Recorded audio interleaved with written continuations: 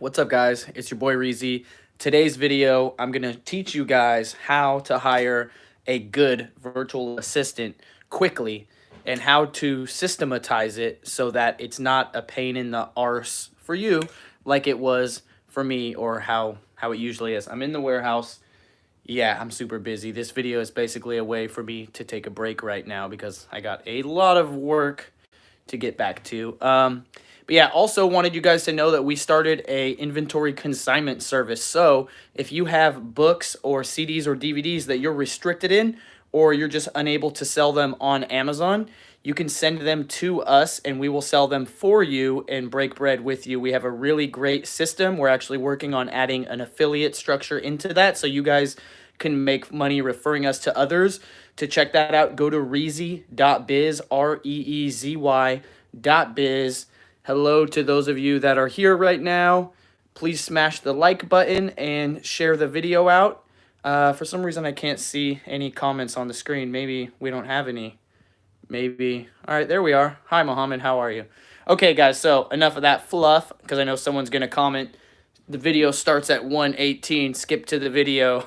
What's up, Luke? What's up? Money Don't Sleep is in the house. Diego Rodriguez. Okay, so first off, guys, virtual assistant, or VA, what is it? A virtual assistant is someone who works for you that does remote work for you, usually in another country, somewhere where you can hire someone for really, really cheap. So $2 an hour is a great wage in some countries. So a good place to hire virtual assistants, and my favorite, although I might be low-key biased, is onlinejobs.ph. If you want to get a VA from there, go to onlinejobs.ph/Reezy. So you can also hire people on Upwork or Fiverr. The difference with online jobs is that you actually get to hire someone and they work for you. So you pay, I think it's $75 a month to post as many ads as you want on online jobs. But once you find an assistant, you take them off the platform, they work for you, and you no longer need to keep paying that $75 a month. Whereas with Fiverr and Upwork, they get a chunk of every single job that your assistant does for you. They're still great. I still use those for quick little jobs like edit this podcast for me real quick for $5. Useful. But if you want someone who will actually know your business long term, become an employee, like I have a VA that's worked for me for 3 years. I had another one that worked for me for 2 years. So they can be long-term employees, and onlinejobs.ph is a great place to get them. So that's where I recommend hiring them. But it can be a pain in the butt if you don't know how to do it, and it can be overwhelming, and you don't want it to be so because you don't want to get married to your employees. If they're not performing well, or if they start to slack off, you want to be able to let them go so that you can get a new employee, and you don't want to be burdened with the fact of dreading that you have to hire someone and like, oh, I got to go through that process. So it's very important to systemize it. And I'm going to tell you exactly how we've done it for my video editing, because this is the first time we really systemized it, and it works out really, really good for us. I saw someone had a question about hiring a VA to source wholesale accounts. We haven't done that. We don't do wholesale. Apparently, we only do books. But so here's how it goes, guys. What you're going to want to do is come up with a good task for the prospective virtual assistants to do and have that ready to go. Like, this is the same task I'm going to ask every virtual assistant to do today, tomorrow, next week, next year. If my editor quit on me right now, please don't quit, Jed. I love you. Or if we needed to bring on another one, this is the same exact set of work I would use to test them. I'm getting a little bit ahead of myself. First, before that, you need to post an ad on online jobs. It's like a classified section, right? And I think it's very important not to go too deep on the ad. Don't make it super long and winded. Put what you need and what skills you're requiring, and then sit back and wait. But here's the key. You're going to get a lot of responses. Smash the like button real quick, guys. This is a huge nugget. What you want to do in the middle of your, not in the exact middle, but somewhere in your job application, you want to write something like, when you reply to this job application, please put avocados are orange. as the subject. I know that sounds stupid because it's completely stupid because I just made it up. The stupider, the better. Make up something that's extremely, sorry for all the shakiness.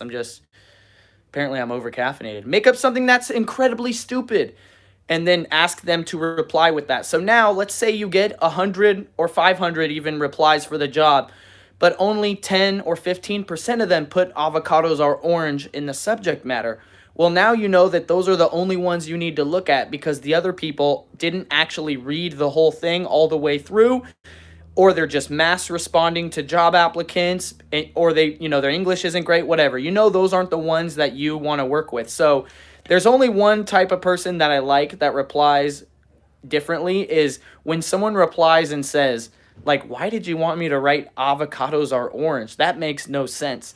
That's great as well because that shows that they're a thinking person and that they question stuff, right? These are important skills to have in an employee, that you want to be able to solve problems and get the job done and relieve stress for you, obviously, right? So automatically now you just chopped it down to a ton of people are just out the window, right? So let's say you had 100 and only 10 replied avocados are orange. Take those 10 and give them the sample job immediately. So put it all in a drive folder and send it over to them, whether that's whatever job it is for whatever you're hiring for. Put the job in there and send it all to those 10 prospective hires. Now, you're going to have to pay all of them for their work, right? Whether or not you like it, it's just common decency. So send the job out, and now you get to wait. And this is great because you get to see how long does it take for them to reply.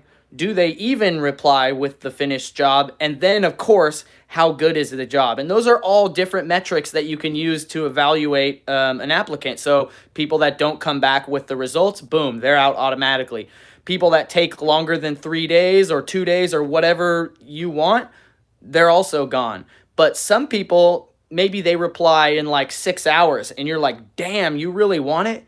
You just did it in 6 hours. That's amazing. Or maybe they come back the next day, so like not as fast as the 6-hour person, but their work is just impeccable, right? But there's something to be considered for fast response, and you have to gauge what works best for your specific task.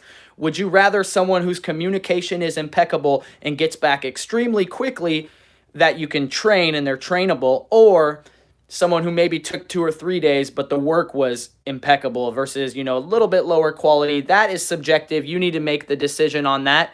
But that is a huge, huge factor as far as, eliminating even more people. So now your 100, which was down to 10, is going to be, maybe 3 prospective people that replied quick enough and did work which was acceptable that could, you could use. It might not be perfect, but you're not looking for perfect. You're looking for good communication, speed, and trainability, right? That's what you're actually looking for. And I saw someone just commented, hire slow, hire, quick fire. Definitely good because, like I said, the whole purpose of this video is that so you can quick fire to eliminate that feeling you have when you're like, I want to fire this person, but I feel kind of like I want to just keep them because I'm scared that I'll have to go through the hiring process again.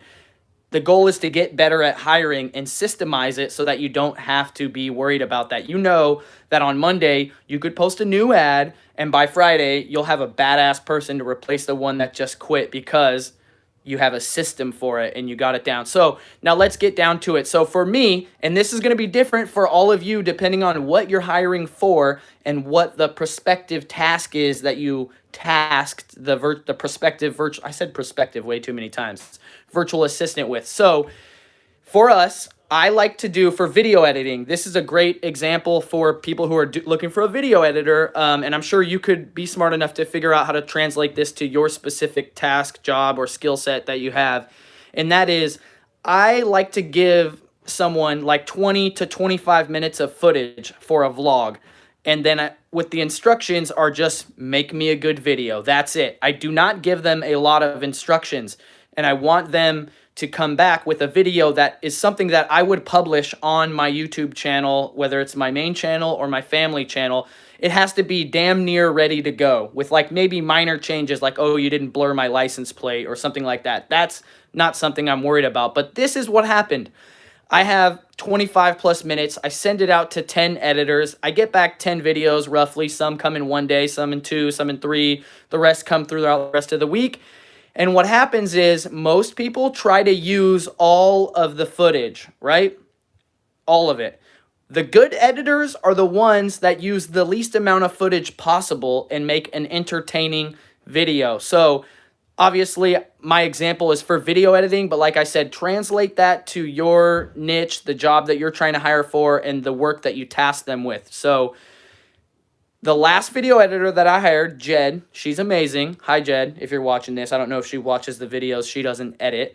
But out of 10 people, 9 people sent me videos over 20 minutes long, right? Let me try and set this down because this is just bothering the crap out of me that it's so shaky. Let me see if I can get this down. Oh, yeah, there we go. Baby, now we're in the building. So 10 people, I got 9 videos that were extremely long, over 20-something minutes. Like, they used every single clip. And some of them were clips they shouldn't have even used, right? And so the one that I hired, Jed, her video was like 8.5 minutes long. And it stood out to me right away that because it was only 8.5 minutes long, right? And there's 9 videos that are 20 minutes long. That's 180 minutes. That's 3 hours of me watching sample videos, right? Half-minute video was perfect. It was damn near perfect. I think I actually did publish that to my YouTube channel, the family channel. This is father-daughter skateboarding. That was the first video that they edited, and that was a sample. And that's when I fully realized how to systemize it, and that is the actual video set that I use going forward for new editors. Toby says, I'm not getting notifications on my subscriptions. Damn it. Try unsubscribing and then resubscribing. Also, smash the like, comment, and subscribe if you're not subscribed, all that jazz. Anyways, yeah, I have all kinds of camera stuff, but I'm at work. I wasn't planning to make a video right now. I'm at the warehouse just getting work done. Or not, I guess, because I'm making a video. Anyways, the point is, guys, is that you can systemize hiring VAs by having a pre-prepared, backlogged task for them to complete that you know works for you, and then sending it to them, and then measuring them, and chopping down all of the potential people in each place. So chop them down by how fast did they reply to the job? Did they say avocados are orange? After that, when you gave them the task, how long did it take them to get the task done?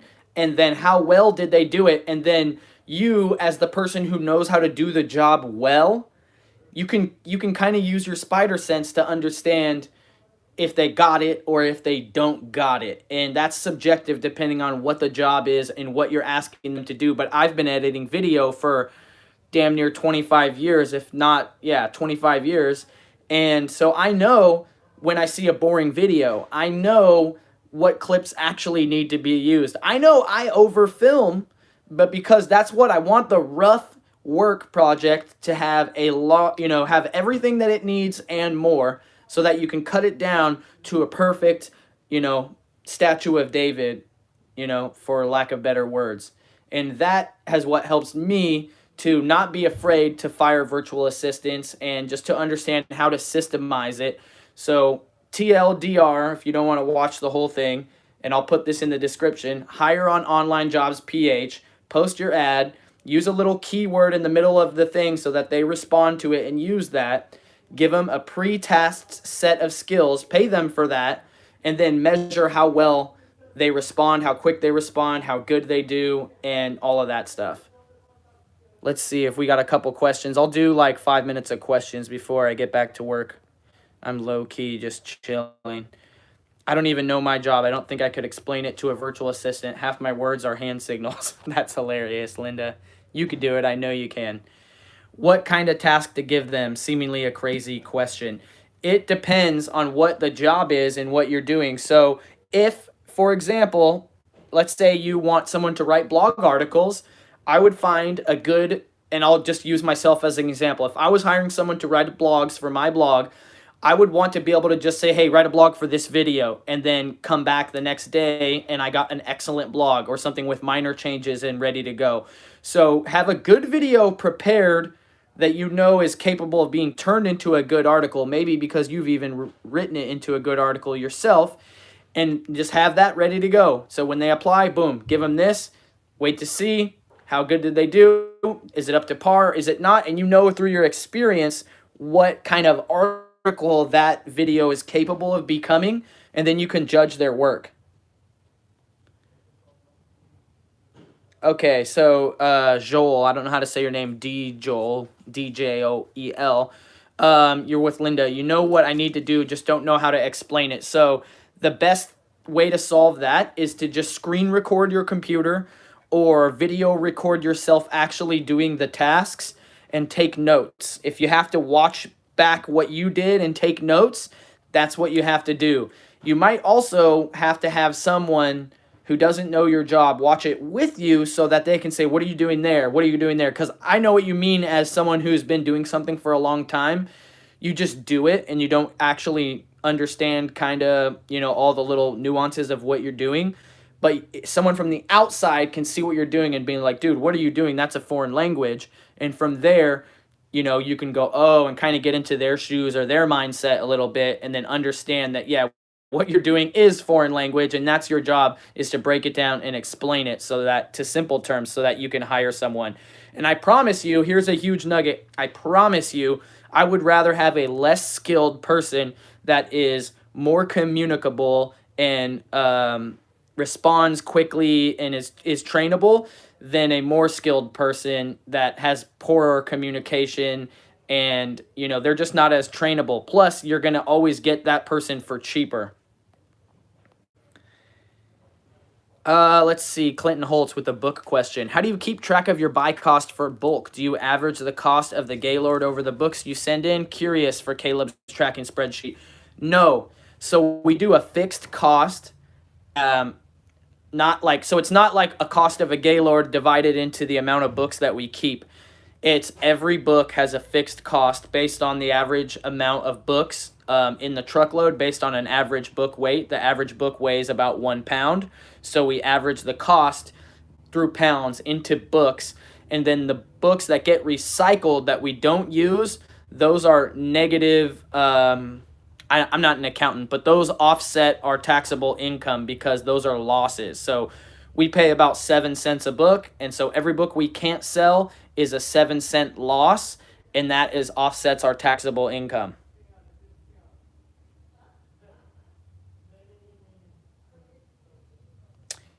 The Crafty Coach says, I've done video filming and editing for 14 years, and I can tell you the issue always lays at the hands of the owner who can't communicate their wants and needs. Yeah, I don't really understand that so well because that's not how it works for me. I've had at least 3 good editors now that I've ended up losing because I didn't pay them enough over the years as they got better job offers. But I've always gotten them to a point where I just say, here's all the footage, make me a great video. And what I get back is a great video. So I think another thing that's important to understand is you you have to, in the application email when you're soliciting jobs, like for me, I'm soliciting an editor for YouTube videos, and I would say, I'm a YouTuber. I'm looking for someone that can edit YouTube videos. Here's my 2 channels. And then I'll give them an example video for each channel. And I might mention something like, I like a fast vlog style edit on the family channel, similar to like a Casey Neistat style or something. And then people will reply and they'll be like, oh, yes, I love Casey and blah, blah, blah. This was his favorite video. And then I'm like, oh, wow, they actually watch, American YouTube videos and they're into it. Here's another pro tip for hiring virtual assistants abroad. I've seemed to learn that the younger they are, the more educated they are in American culture and the better their English is. And I don't know what that is exactly, what the reason is. Maybe, they're just more in touch with modern pop culture out of America or whatever, but it seems to work better for me to hire younger. And I'm not trying to be sexist, but all of my best virtual assistants have been female.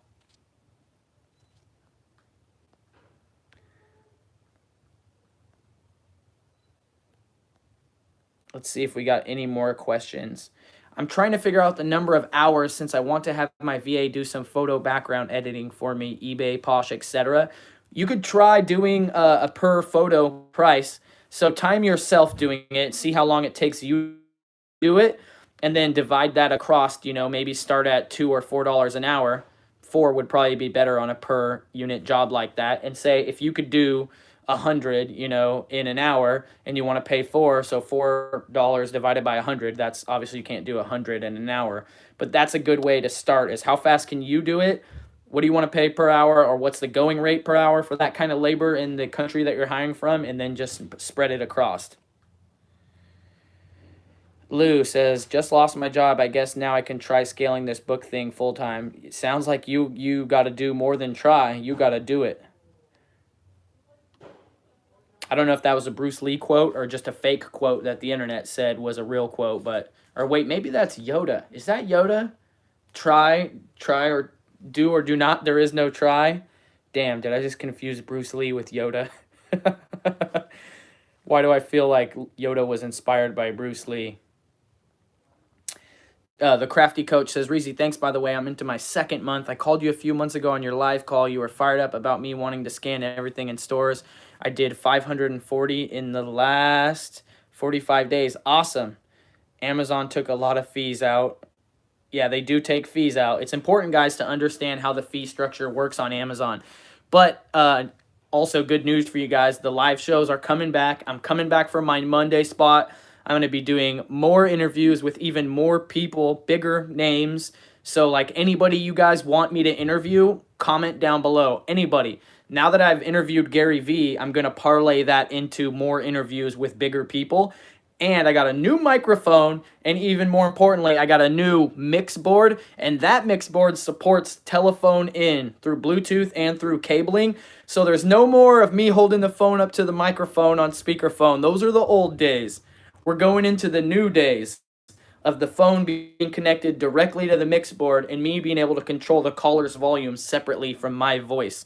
So I'm like so excited. The mix board will get here in a couple days. I'm so pumped. Any experience with a shipping company for FBA, more so with ordering wholesale, etc.? Not a ton. We're shipping pallets right now.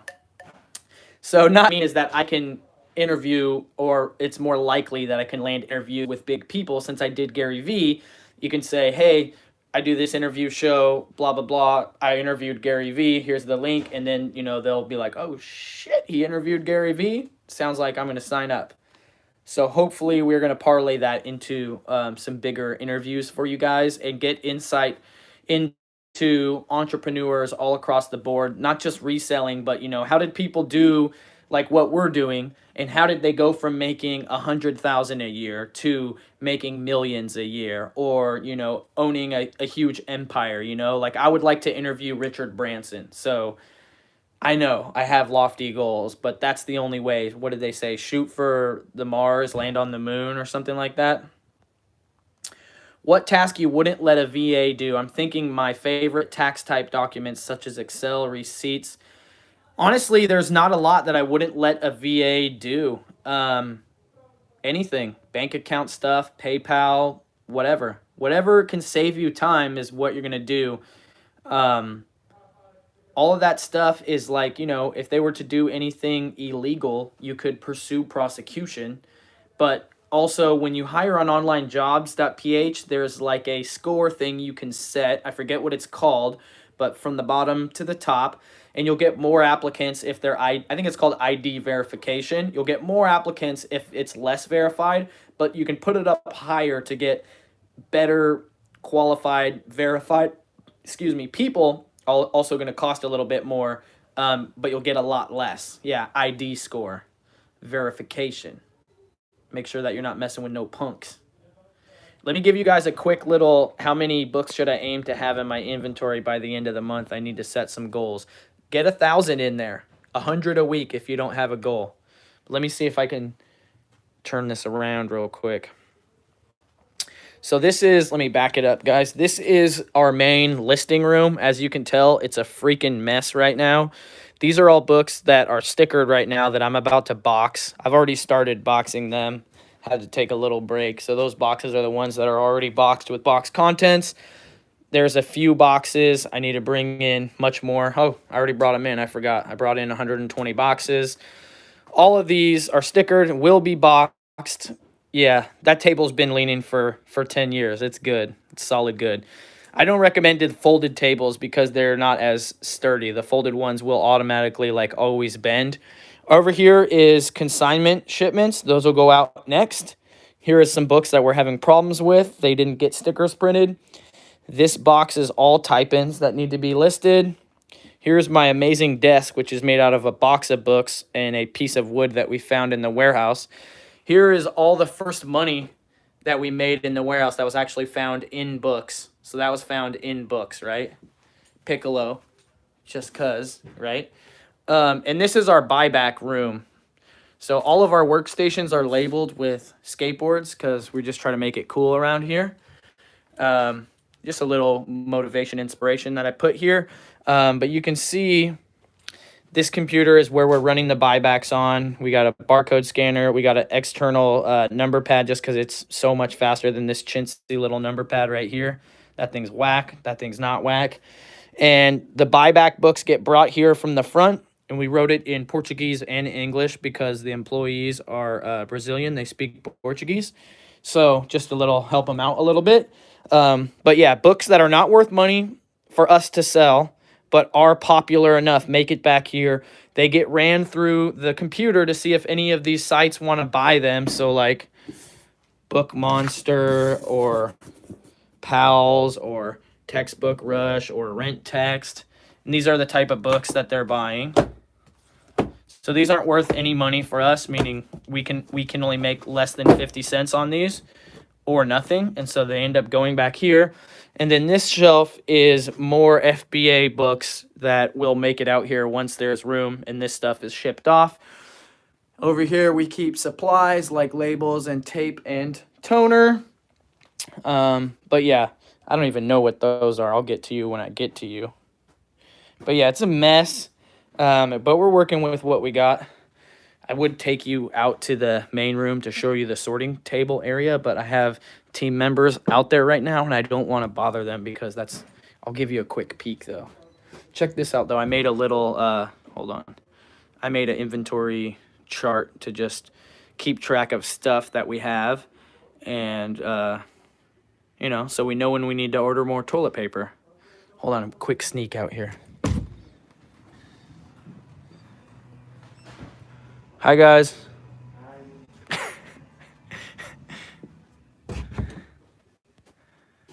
Don't want to bother them too much. This has nothing to do with them. They'll probably be mad at me. Might have to take this video down now because they're like, don't put me in the video.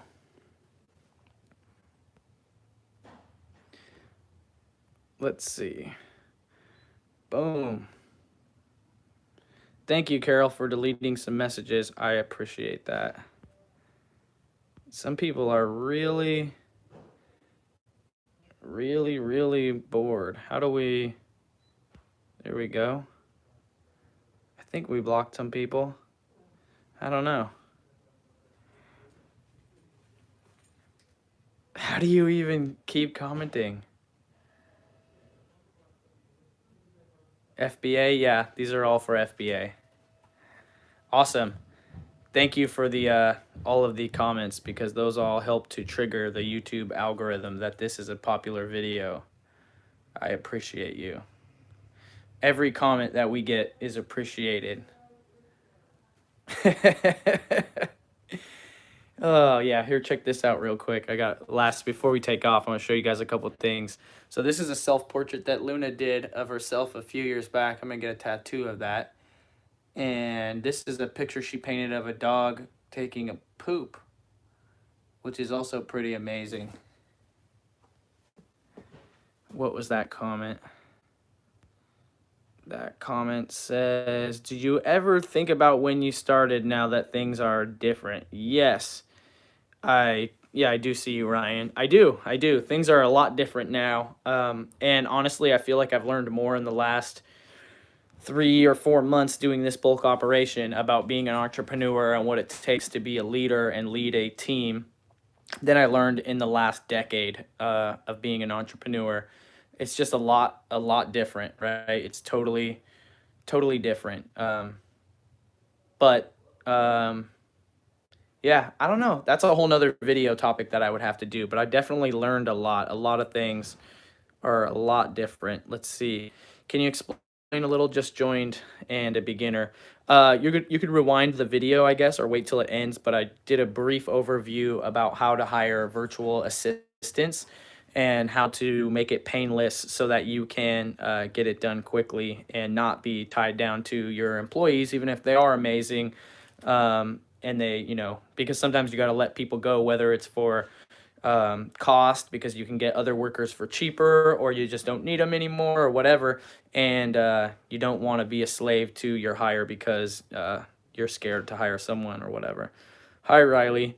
When I list my books, do I match the lowest price for the condition that I have? Yes, you can do that, Lou, and that's good. That will make you sales. But if you think you can sell it for more, you don't have to match the lowest offer. You can match, the third or the fifth or the 10th lowest offer. And then you could revisit it a month or 2 months or 3 months down the line and change the price. You can always lower your price. You can't raise your price after something sells. That beard, though. Yeah. It's funny to me to getting compliments on a beard because normally you get compliments on an accomplishment, and having a nice beard is literally just not shaving a beard. It's not doing anything. It's kind of like getting complimented for being unemployed for like 6 months. You're like, you're unemployed for a little bit, you got some 5 o'clock shadow, but you're unemployed for 10 months. It's like, yeah, bro, congrats on that unemployment. Thank you, Joel. Appreciate that. Uh, let's see. I hate having to wait 3 weeks to be paid. You should only have to wait 2 weeks on Amazon to be paid. But there is a service called Payability that it can help you get your money much faster. It's essentially micro loans for like 1 to 3%, depending on how big your account is. And I have a link for that too. I believe it's go.payability/Reezy or something like that. I don't know. One of those links. I have a video on Payability. Check it out. Oh, you like that hat, Lou? Yeah, I just dropped these beanies in the merch store. So if you go to Etsy and type Reezy Resells, you'll find my store. There's probably a link in the video description as well. And these are available for sale. Use $5 off if you use code Reezy Ninja. Let's see. How do you set your repricer for retail arbitrage? Do you try to maximize profits or sell inventory quickly? That's a great question. I'm not currently doing retail arbitrage because we're focused on books, apparently. But my advice and a mistake that I made when I went really hard into retail arbitrage was do not hold out for prices, because retail arbitrage is really expensive and you need to be turning your inventory over. So let's say you buy 10 pairs of shoes for $50 a piece. That's $500. And 7 of them sell at a profit, and the other 3 you're sitting on for a while. It would be better to sell those for a small loss to get your 150 back, which might actually only be 125 after you lose some money, and then use that to buy more shoes that actually do sell. So recoup the money, even if it's at a small loss, so that you can re-roll the dice, right? Retail arbitrage is an expensive game, and it's about cash flow and turning your inventory over consistently. Everybody I know that is killing it in retail arbitrage has huge credit cards, and they're consistently maxed out. This one, that one, this one, that one.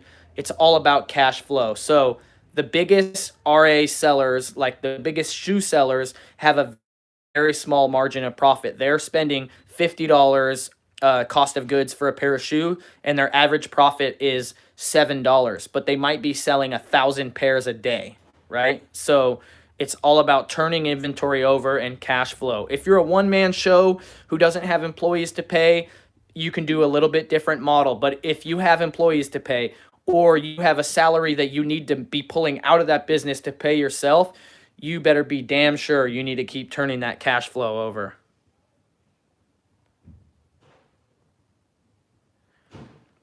Oh, you tried Payability. You have to have 3 months of sales over 1,500. I was not aware of that limitation. Bummer.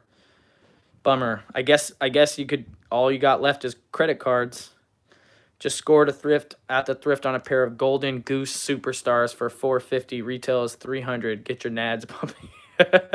Great. Now my video is gonna get flagged because I said nads. What kind of VA do you recommend hiring first? A bookkeeper, researcher, or a lister? It really depends on your business model and what you're doing. But whatever you're doing that's taking up a lot of your time that could be done remotely, that should be on the chopping block for getting someone else to do it. So for me, checking emails is something I hate doing. I hate it, right? So had to let that go. Like there is a lot of other things. I'm lucky enough to have a domestic assistant. Hi, Mandy. Mandy, she runs Team Reezy. But I don't think anyone needs to check their email. You can have someone else check your email for you for very cheap. Also, checking your Amazon account every single day to see, how much orders do you have? What are your sales like? Do you have any return requests? Do you have feedback that needs to get removed? All of these different things. I don't think you need to do that. So probably for $2 a day, you could hire a virtual assistant to check your Amazon account for you once or twice a day, and you wouldn't have to do that. And trust me, like I'm on vacation. You could be on vacation and checking your Amazon account to make sure you don't have bad feedback. That is so lame. You're supposed to be on vacation, right? Or just anything. You don't want to be taking any of your time that you could be using to either enjoy the fruits of your labor or to do things that only you can do to make you more money, wasting it on checking orders or checking feedback or talking to Amazon seller support. So hire someone to alleviate all this stuff from you. Emails, just clerical stuff, right? Checking your Amazon account, paying your other employees, right? Posting job ads for you, all of these things. Trust me, when you have a virtual assistant, it's an amazing thing, or an assistant at all, because the pressure relief of being able to just text or Skype or Slack your assistant and say, hey, can you handle this, that, and the other? And then it's being handled. And then you have a less stressful life and you can continue doing the things that you should be focusing on, whether it's, making more money for your business or spending more time with your family. Fixing stranded inventory is a huge one. Shout out Romer the Roamer. Check it out, Romer. Figure I'd give you the money shot real quick, Romer. Money shot. That's one shipment. It was supposed to be half of a shipment, but we had a mix up in the factory, so it's going to be one shipment right now. We're working on it though. We're going to send out a 4-pallet shipment next. This will be a 2-pallet shipment. Next shipment will be a 4-pallet shipment. But man, stranded inventory is a huge problem. I don't know if Amazon's system is just going crazy right now, but we've got a lot of stranded inventory and it fluctuates every day. It could be 50 units today and 700 units tonight, or it could be 1,000 today or 2,000 tomorrow. And it seems like whatever we do to get it down to under 100, it's just into the 500 or over 1,000 in the next day. I think it has to do with some repricing activities, but also think maybe Amazon's system are just being a little bit wacky. Thoughts on having an online book consignment site? It's a great business model. We've invested thousands of dollars into our website and our back end. But if you're not like me or Romer, you're going to have a hell of a time advertising it. You're going to have to actually spend money on advertising. So if anybody wants to compete with me in that, bring it on, because you're going to have to spend advertising money and I don't, which I don't really advise it. Romer wants to know about tips on building pallets. So you put all of the books onto the pallet. But here's a good tip that I didn't know for a long time, and I feel so stupid about it. I'm actually going to make a separate video about this because I'm going to pack a pallet today and I'll film that.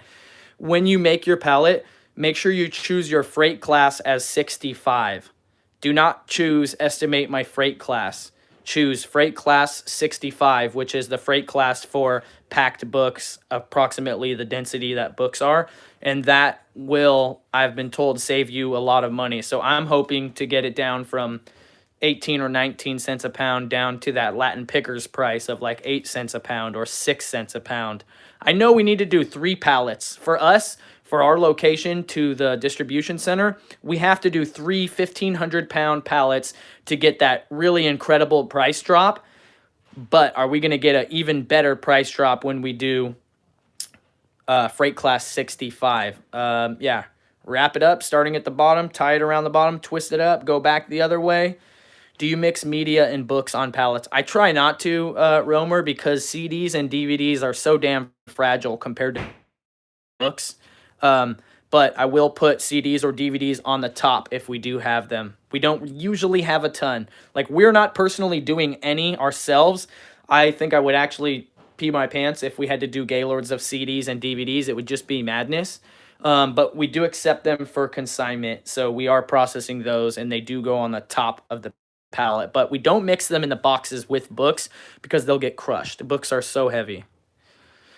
I just sold my first 2 items on eBay. Wish I would have known how expensive USPS flat rate is. Learned quick, though. Didn't make that mistake on my second sell. They were both Lego sets and flipped for good money. Good, yeah. So that's a good tip, guys. You need to understand all of the fees that are associated with the platform, with the shipping, your time. I mean, your time is less important because, you know, you can work for free if you want. But the shipping, the post office isn't going to ship your package for free, and Amazon or eBay surely aren't going to let you sell on their platform for free. They're always going to take their cut, and it's very important for you to learn that. But I'm happy that you made a mistake because you learned your lesson. When we win, we don't learn. We do not learn. Like, you could win 100 times in a row, and you're not going to learn shit. But you lose one time, and you learn. You remember. Losing is painful. So when you lose, you learn. And that's why we say don't take L's, you know what I mean? Like, these are lessons. They're not losses, they're lessons. Oh, Lou, you found me through the Black Friday special. Awesome. Thank you. Yeah, a lot of people saw that. My grandma saw that. Tips on outsourcing scanners. Yeah, it's very hard, but it can be done. You can either take people with you on a route and train them, or you can just like send scanners to people and say, hey, I'll give you $2 a book, find books for me. And, you know, there's different ways to do it. Nathan Holmquist has a good blog on that. It's a good framework for you to work off of, and you can change it up yourself for that. Reezy, we receive empty boxes from consignees. Please make more videos on packing box. Yeah, we get a lot of boxes from consignees as well, but we don't use them because it's important to use the same size box every single time. That way you understand how to pack your box efficiently, and you don't spend a lot of time messing around with packing the books into boxes. So the name of the game with books is just volume and speed. Be efficient, right? Our average profit on all of these books is about $3, right? After everything. So our goal is to just put as many into the box as we can as fast as possible, and having the same size box every time aids us in the speed of packing. So I would never, as much as I want to save money, I would not want to use random boxes. It's just not worth it for me. We are looking into buying pallets of boxes from a custom box manufacturer. Nathan Holmquist, the creator of ScanLister, his website, I believe, is booktothefuture.com, like Back to the Future, but book to the future. So shout out scanlister.com/Reezy. You got a free plug, Nathan. But he does have a nice blog on how to hire scouters, so that's really good. Anyways, enough of me lollygagging. These books aren't going to put themselves into boxes, so please smash the like button before you guys take off. And get prepared for some more live shows, because the live shows are coming back. And if you guys are still watching, we got 2 spots left at the Reezy Ranch Retreat, which is the weekend after Valentine's Day. If you guys are interested in coming out and staying at a ranch with me and about 10 other people who have walked the path that you're on, or are on the path that you're on, to working for themselves, to selling online, selling books, Amazon, eBay, all that stuff, as well as have 7 or 8 amazing private speakers, and get lunch on the speaker day and dinner both nights, please reserve your spot. I can't believe Thrift Swift said pocket 30. That's amazing. I appreciate that. I see you out here. People don't know nothing about pocket 30. I can't even get into it, but I appreciate that. But yeah, guys, we got 2 spots left at the Ranch Retreat. Pocket 30, you're killing me, Thrift Swift. 2 spots left at the Ranch Retreat. Please come through, guys. I'm not making any money on this event. I actually haven't even broken even. Haven't even broken even. I have to sell one more spot and paying for the live jazz band that's gonna perform while we have lunch retreat at noon downtown Santa Cruz. Find all the information on my Instagram or on my Twitter or on my Facebook group. But I'll see you guys there, hopefully.